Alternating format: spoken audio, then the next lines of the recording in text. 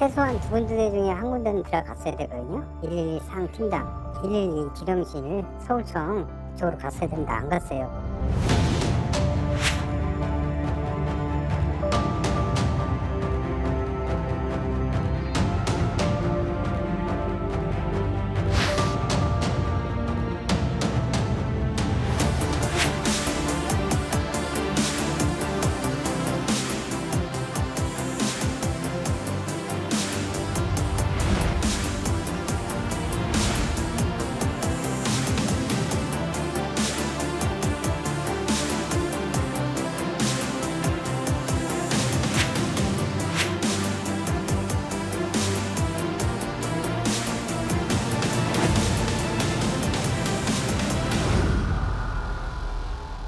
네, 장자연 리스트의 유일한 증인, 고 장자연 씨의 동료 배우였던 윤지호 씨가 경찰로부터 제대로 된 신변보호를 받지 못했다고 호소했습니다. 급할 때 호출하라고 경찰이 준 비상호출기로 비상호출은 했는데 9시간 넘게 연락을 받지 못했다는 건데요. 아무 일 없었으니 그나마 다행 아니냐, 이렇게 대충 넘길 문제가 아닙니다. 문제의 심각성, 임방글 변호사님과 함께 알아보겠습니다. 어서 오십시오. 안녕하세요. 네. 자, 윤지호 씨가 청와대 국민청원 게시판에 글을 올렸어요. 경찰의 신변보호 프로그램이 제대로 작동하지 못했다는 건데 무슨 일이 있었던 겁니까? 이제 이분이 말씀하신 대로 청와대 국민청원 게시판에 글을 올렸습니다. 본인이 경찰에서 제공해준 어떤 그 호출기, 긴급 호출기를 눌렀는데도 경찰이 이 글을 올리고 있는 그 시점, 그때가 한 9시간이 넘었다고 경찰이 하죠. 아무런 대답이 없어서 지금 청와대 게시판에 올린 거예요. 그래서 게시판에 올렸는데 본인이 그렇게 호출을 한 이유는 집안에서 이상한 낌새가 있다라는 거예요. 우선 벽과 화장실 천정에서 어떤 기계음 같은 이상한 소리가 나고 이 환풍기 끈이 굉장히 그 날카로운 것에 잘린 그런 흔적도 있으며 갑자기 집안에 그 시정장치, 현관문이 그 잠금 장치가 고장이 났다는 거예요. 그래서 고친 다음에 보니까 이 문 꼭대기에서 그 문틀 그 천장 부분에서부터 무슨 오일 같은 게 이렇게 흘러내리는 흔적도 보이고 누가 손을 댔다는 느낌을 받았다는 거죠. 그렇죠. 그리고 뭐 또 며칠 전에는 집에 들어오니까 뭔가 가스 같은 냄새가 나서 본인의 그 경호원과 같이 그 냄새를 맡기도 했다 해서 여러 가지 사정상 이거 뭔가 누군가가 나를 뭔가 지켜보거나 침입하려고 하는 것 같다. 그러니까 이상한 낌새가 느껴져서 본인이 갖고 있는 호출 버튼을 눌렀는데 본인이 그거를 받기 전에는 이거를 누르면 바로 112로 신고가 된다. 자동 접수된다. 뭐 이런 안내를 받았겠죠. 근데 본인이 그렇게 눌렀는데도 이 9시간이 넘었는데 경찰에서 아무런 연락이 없다.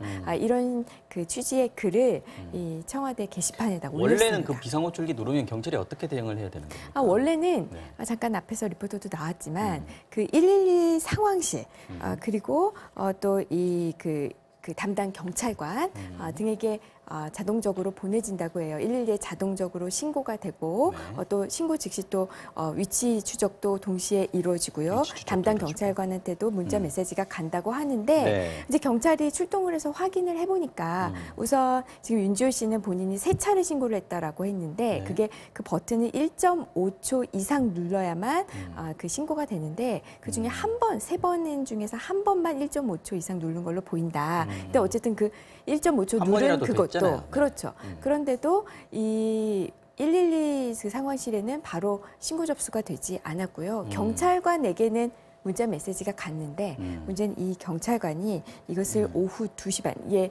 누른 시간은 새벽 5시 50분 정도인데요. 오후 2시에나 확인을 했다고 합니다.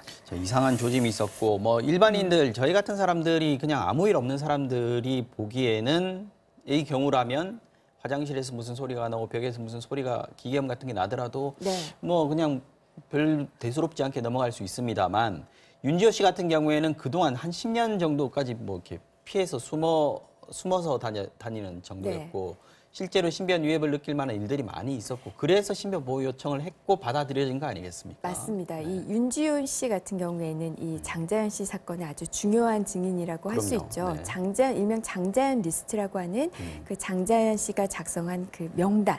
문건을 직접 받고. 그렇죠. 그게 소각되기 직전에 그 문건을 직접 본 당사자이기도 하고요. 또 이 접대를 할 당시에 현장에 동석했던. 있었고. 네, 그러니까 굉장히 중요한 증인인데요. 이 증인이 중요하다라는 것 플러스 네. 예전에 경찰에서 참고인 조사를 받을 때 굉장히 밤에 받았다고 해요. 근데 돌아갈 때 경찰이 같이 집에 갔는데 동행을 했음에도 불구하고 항상 미행이 붙었다고 합니다. 경찰차를 타고 가는데도 미행이 붙었다. 그렇죠. 그러니까 그렇다면은 증인으로서는 불안할 수밖에 굉장히 없죠. 불안할 수밖에 네. 없죠. 그리고 이분이 이제 캐나다에 거주하셨는데 그때도 너무 불안해서 이사도 여러 차례 다녔고 다닐 때마다 CCTV를 달기도 했고 네. 중요한 증인이고 본인이 굉장히 불안함을 느끼고 있고요. 그 불안함을 느끼는 데는 실제 뭐 미행이라든지 이런 일이 있었기 때문에 여기에 대해서 이제 경찰에 호소를 했을 테고 경찰은 이 위중한 상황, 이 증인의 중요성 이런 거를 모두 감안을 해서 이 신변 보호 프로그램을 적용을 한 겁니다.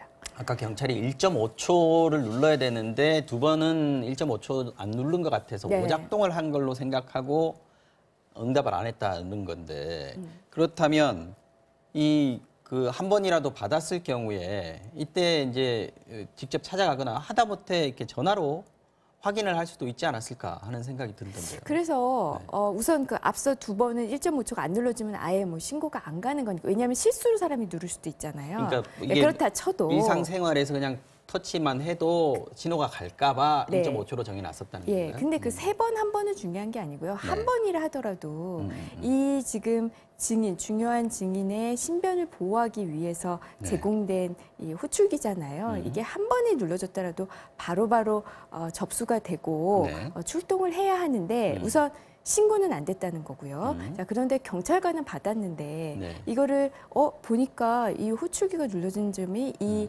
증인이 거주하고 있는 거주지네 별 문제 없겠구나라고 생각했다라는 거예요. 여기에는 정말 우리가 비난을 안 할 수가 없고요. 이 점에 대해서는 오늘 보니까는 그 서울 경찰청장도 사과를 했더라고요. 네네. 그래서 이 해당 경찰관에 대해서는 엄중하게 책임을 묻는다고 했으니까요. 뭐 이건 그렇다 치더라도 네. 중요한 거는 재발 방지죠. 왜냐하면 이 건이 단순히 윤지호 씨 한 명에게만 국한되는 게 아니라 그렇죠. 지금 증인 보호 프로그램이라든지 신변 보호 프로그램이라는 게 여러 군데서 지금 돌아가고 있을 거 지금 아닙니까? 현재 800명 정도가 800명 이 프로그램을 정도. 받고 네. 있다고 해요. 그러면 이 사람들이 지금 내가 이거 갖고 있는 거 이거 별 효과가 제대로 없는 되는 거야? 이런 생각할 수밖에 네, 없어요. 이런 생각을 네. 할 수밖에 없고요. 네. 또 지금 윤지호 씨 같은 경우에는 지금 신변 보호 프로그램을 지금 받고 있는데 뭐 임시 가옥도 주고 있고 뭐 순찰도 가고 있고 이런 거를 지금까지 받아왔지만 본인 스스로는 나는 내가 보호받고 있는지 체감하지 못하겠다라고 했거든요. 물론 지금 이 사건 이후에 동작 경찰서장도 뭐 직접 가서 사과했다고 해요. 그리고 여경들 24시간 옆에서 신변 보호를 하도록 더 조치를 강화를 예, 하는 조치를 정말 취했군요. 최상의 조치입니다. 더 이상 할 수 없는 그 조치까지 해서 강화는 시켰지만 그렇지 않은 다른 그 증인들, 이 프로그램을 받고 있는 증인들이 굉장히 불안해할 수 있다라는 점. 또 하나는 아직 이 신변보호 프로그램 받고 있지는 않지만 향후에 네.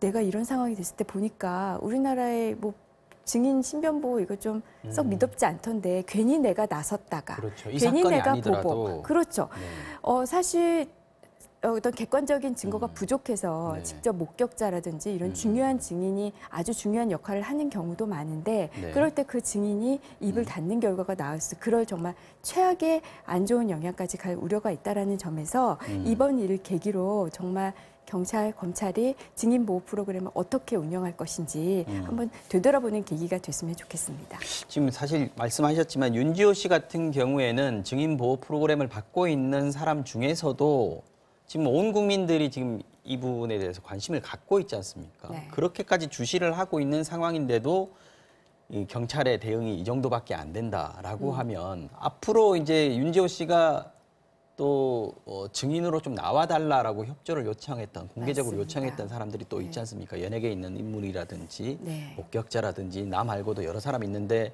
지금 못 나오고 있는 이유가 두려워서 못 나오는 경우들이 굉장히 많이 있을 텐데 이분들한테도 영향을 끼칠 수 있을 것 같다는 생각이 네, 들어요. 아까 말씀드린 거랑 좀 비슷한 취지일 수도 있는데 이 사건과 보면은 윤지호 씨 같은 경우에는 본인만 지금 증인으로 나왔잖아요. 네. 윤지호 씨는 지난달 5일에 본인의 이름과 얼굴을 공개하면서 이제 본인이 다 목격한 사람이다라고 이제 공개적으로 나선 사람이거든요. 그런데도 말씀하신 것처럼 지금 보호장치에 요 정도의 그 보호만 받고 있었어요. 근데 네. 이 점에 대해서는 아직까지 우리나라가 뭐 미국이라든지 이렇게 어떤 증인 보호 프로그램을 그러니까 좀 앞서서 시행하고 있는 나라보다는 좀 미진한 건 사실인 것 같아요. 우리는 이제 걸음마 그렇군요. 단계라고 보고요. 그런 점에서는 좀 아쉽고 또 이 윤지호 씨 같은 경우에는 나 말고도 지금 나밖에 안 나서고 있는데 사실 맞아요. 네. 이 장자연 씨와 친분이 있었던 다른 연예인들 한 6명 정도를 거론했어요. 실명은 맞아요. 직접 이야기하지 수사기관에 않았습니다. 들어있습니다. 네. 네. 그래서 그 사람들이 와서 증언을 해주기를 바란다라고 이야기를 했어요.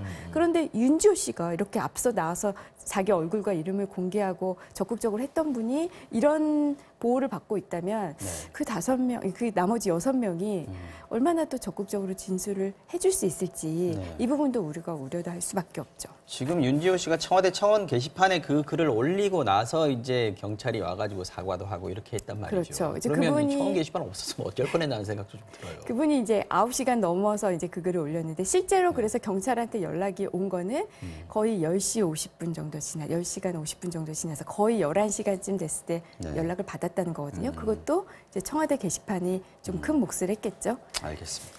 자, 다른 문제이긴 하지만 윤지호 씨가 그 글을 올렸더라고요. 또 만우절을 빙자해서 어이없는 루머들이 온라인상에 지금 올라오고 있다. 하소연을 했던데 내용을 제가 보니까 이게 재미있으라고 하는 얘기인지 해도 너무한다는 생각이 좀 들던데 이게 어떻게 된 그러니까 겁니까 이거? 참 만우절에 왜 이런 장난들을 치시는지 모르겠지만 네. 뭐 이 윤지호 씨가 뭐 사망을 했다든지 아니면 윤지호 씨 아버지가 또 거론되기도 합니다. 아버지가 무슨 뭐 사주를 뭐 의뢰했는데 그 통화 내역을 무슨 유튜브에 공개를 단독으로 한다든지 인터뷰했다 그러고. 네, 네. 뭐 이런 식의 정말 약간 명예훼손하는 내용들 이런 일들이 오늘 많이 발생을 했어요. 그래서 윤지호 씨가 여기에 대해서는 강경하게 대응하겠다라고 이야기를 했는데요. 네.